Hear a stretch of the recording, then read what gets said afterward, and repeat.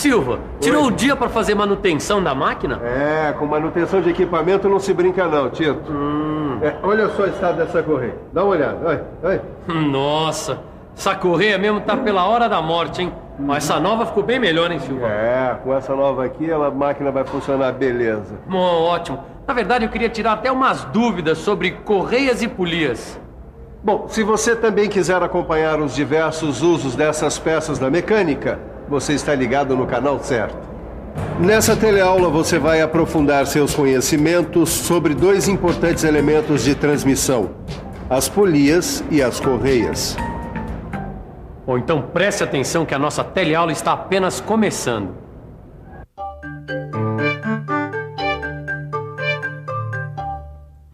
Acho que é essa aqui. Obrigado. Qual é o problema com a correia dessa máquina, hein? Não, nada muito sério. Eu estou só fazendo um ajuste para que ela funcione melhor. Aliás, você ficou de me explicar melhor alguns elementos de transmissão, tá lembrado? Então vamos começar logo pelas polias e correias. Polias e correias são elementos de máquinas que transmitem movimento. Então quer dizer que as correias transmitem movimentos de rotação e força. Isso mesmo. As correias transmitem movimento para as polias, que ficam distantes uma da outra. Dá uma olhada aqui. Polias, elas possuem uma face ou coroa onde se enrola a correia. Elas são presas a um cubo de roda, através de disco ou braços. E pelo que a gente pode ver aqui, o perfil da coroa da polia varia em função da correia utilizada. As correias mais usadas são as planas e as trapezoidais. Essas aqui têm a sua seção em forma de trapézio. As polias para correias planas podem apresentar dois formatos na sua superfície em contato com a correia. Olha só, esta superfície pode ser plana ou levemente abaulada, quer dizer curva. A polia com superfície abaulada é sempre movida ou conduzida. Ela é usada para evitar que a correia escape das polias quando em movimento. Silva, quais são os materiais que a gente utiliza para se fazer as correias planas? Bom, as correias planas podem ser feitas de couro de boi, de materiais fibrosos ou sintéticos à base de algodão, pelo de camelo, viscose, perlon, nylon, ou ainda um combinado, um misto de couro de boi e sintético. Certo. E as polias que recebem essas correias planas ou chatas?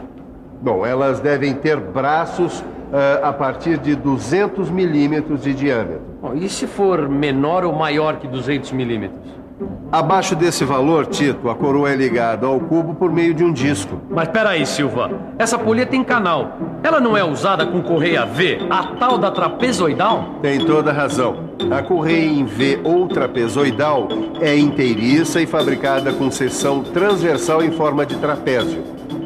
Ela é feita de borracha revestida de lona e formada no seu interior por cordonéis vulcanizados para as forças. Ananias, eu só não entendi qual é a vantagem de se usar uma correia trapezoidal ao invés da correia plana. Olha, a correia trapezoidal, ela praticamente não apresenta deslizamento. Além disso, ela é bem mais silenciosa do que a correia plana. Tá aí. São dois bons motivos. Mas não são só esses. A correia trapezoidal, ela permite o uso de polias bem próximas. Ela não dá choque e não escapa, como a correia plana. Mas pelo tempo que você gastou para achar a correia certa para a polia, eu imagino que deve haver uma infinidade de tamanhos de correia. Quase todos os tamanhos, Caio. Realmente existem vários perfis padronizados de correias trapezoidais para máquinas industriais. Só que para as correias trapezoidais, as polias devem ter os canais dimensionados de acordo com o perfil padrão da correia utilizada. Para encontrar as dimensões dos canais das polias, basta a gente consultar a tabela apropriada, como esta aqui. Você sabe como se consulta essa tabela? Claro. Imagine que nós vamos executar uma polia como esta aqui do desenho. Se o diâmetro da polia é de 250 milímetros, então o perfil padrão da correia é o C, e o ângulo do canal é de 34 graus. Agora é só determinar as outras dimensões do canal. T mede 15 milímetros e 25 centésimos de milímetros. S, 25 milímetros e 5 décimos de milímetros. W, 22 milímetros e 5 décimos. Y, 4 mm. Z, 3 mm. H, 22 mm. K, 9 mm e 5 décimos. U, 1 mm e 5 décimos. E finalmente X mede 8 mm e 25 centésimos. Olha, Silva, com a ajuda dessa tabela, fica bem mais fácil encontrar as dimensões dos canais das polias que a gente necessita para cada caso. Ah, fica assim, Tito. E se você usar a polia certa numa determinada correia, aí sim fica garantida a função básica que é a transmissão. Você sabe, né, Tito? Na transmissão por polias e correias, a polia que transmite o movimento e força também é chamada de polia motora ou condutora. Ah, eu sei sim. Inclusive, a polia que recebe o movimento e a força é chamada de polia movida ou polia conduzida. Exatamente. Mas a maneira como a correia é colocada vai determinar o sentido de rotação da polia. Isso é tão fundamental na hora de colocar a correia na polia. Mas eu só tenho uma dúvida. Quanto ao sentido dessa rotação. Isso é fácil de entender. Chamamos de sentido direto de rotação quando a correia fica reta e as polias têm o mesmo sentido de rotação. Então quer dizer que nesta outra máquina encontramos o sentido de rotação inverso, com a correia cruzada e o sentido de rotação das polias sendo invertido. Bom, agora tem uma coisa. Tanto num caso quanto no outro, os eixos das polias estão em paralelo. Nesses casos, sim. Mas existem máquinas em que podemos observar perfeitamente o típico caso de transmissão de rotação entre eixos não paralelos. Ah, a transmissão é feita entre eixos perpendiculares entre si. Eu nunca pensei que isso fosse possível. E como faz para as correias ficarem esticadas? Para ajustar as correias nas polias mantendo a tensão correta, nós usamos o esticador de correia. Ele trabalha junto com as polias de diversas formas, dependendo da função e do tipo da correia. Não, e como é feita a representação dessas diferentes formas de polias? Bom, aí é melhor procurar a dupla que mais entende do traçado, Miguel e Ângela. Na verdade, não é difícil representar as diversas formas que as polias podem ter, dependendo da função e do tipo de correia que elas estarão ligadas.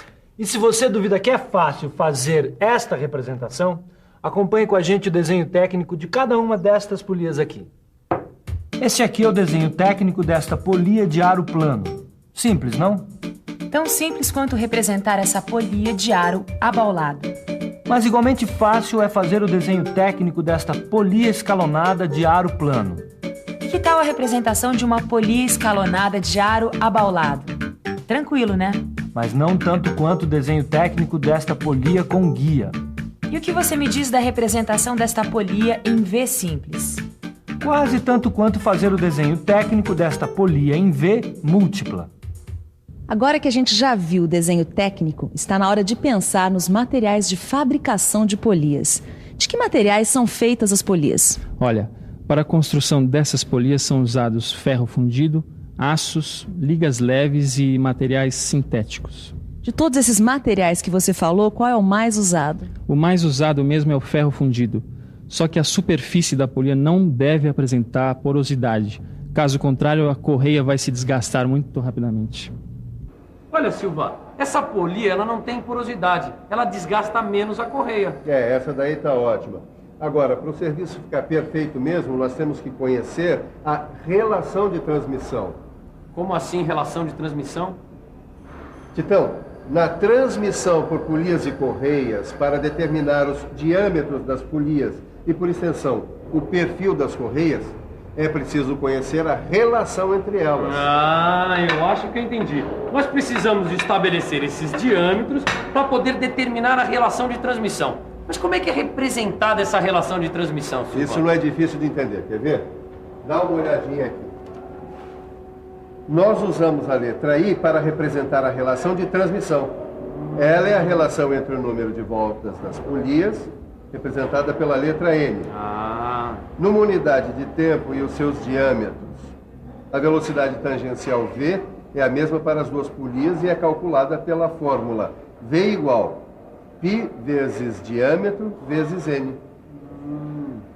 Como as duas velocidades são iguais, então V1 igual a V2, o que significa que π vezes D1 vezes N1 é igual a π vezes D2 vezes N2. Ou seja, D1 vezes N1 igual a D2 vezes N2, o que é o mesmo que N1 sobre N2 igual a D2 sobre D1 igual a I.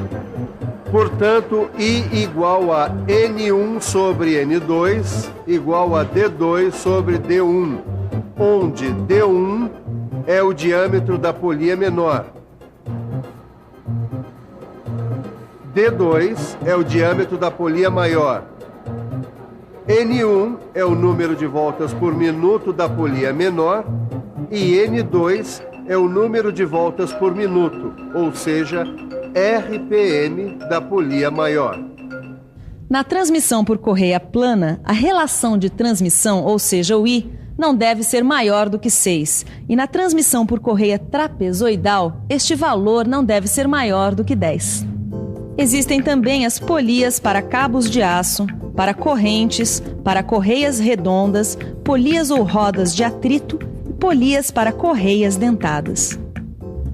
No motor deste carro, a gente encontra um ótimo exemplo de polias e correias dentadas. Olha só este conjunto de polias e correias dentadas. É usado em certos motores de automóvel. É usado principalmente quando é preciso manter o sincronismo entre um eixo e outro.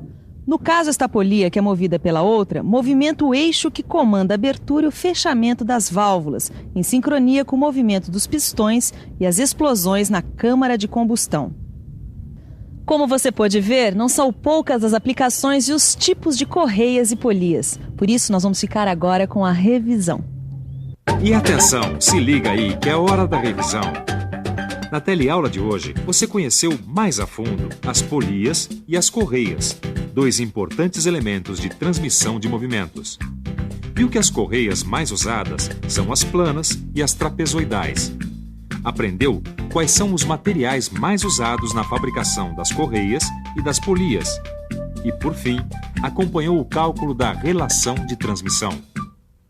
Já que é comum falar em polias e pensar em correias, acho que a gente já deu uma boa olhada nelas hoje.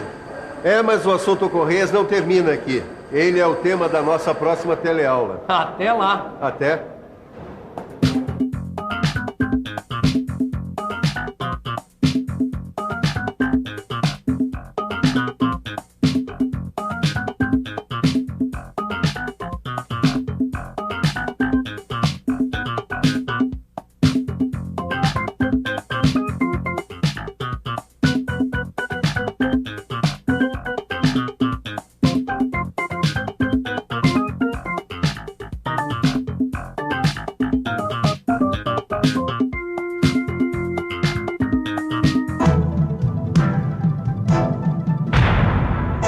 Telecurso 2000, um programa de educação do Sistema Fiesp e da Fundação Roberto Marinho.